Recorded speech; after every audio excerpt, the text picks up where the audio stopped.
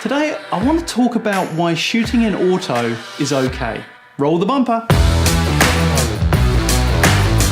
G'day guys, my name is Bruce Garrett. I'm the owner of Gingerbeard Media, and in this episode of How to Shoot Video for Your Business, I want to talk about why shooting in auto could be okay. So I think as business owners, we are always lacking for time.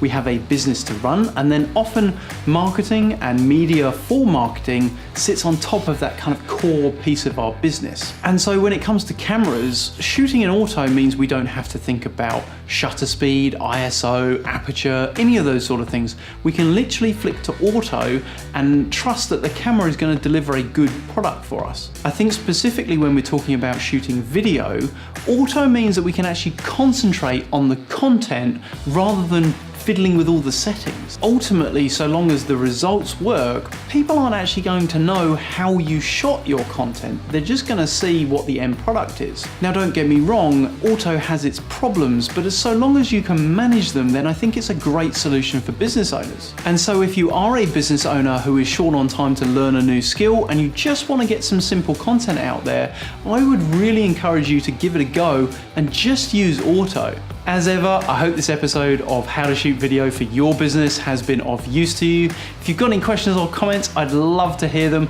And if you are a business owner who's looking to shoot video content for your business, I would encourage you to come and join our Facebook group, How to Shoot Video for Your Business. It's an active community of business owners who are all trying to do the same thing, learn how to shoot video. I want to thank you guys for watching, and I'll see you in the next video. Gingerbeard Media, get on beard.